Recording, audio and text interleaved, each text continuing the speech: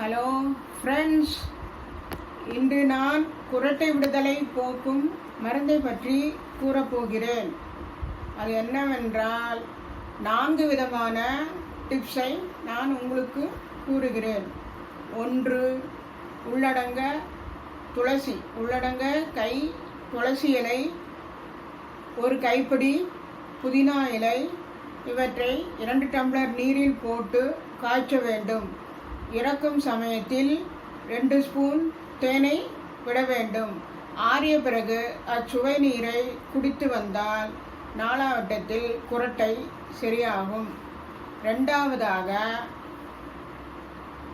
அரிசி திப்பிலி பொடி 2 ஸ்பூன், ஆலிவ் ஆயில் 1 ஸ்பூன், தேன் 2 ஸ்பூன், 2 டம்ளர் நீரில் இவற்றை போட்டு காய்ச்சி ஆறி உடன் குடித்து வந்தால் அச்சுவை நீர் உங்களுக்கு குரட்டை விடுதலை போக்கும்.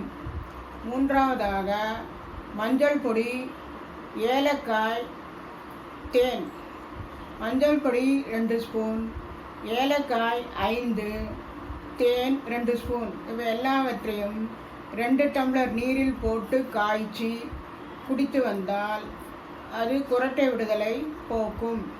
4வதாக உருக்கிய பசு நெய்யை இரவில் 2 or 3 சொட்டு மூக்கில் விட்டு உறிஞ்சலாம்.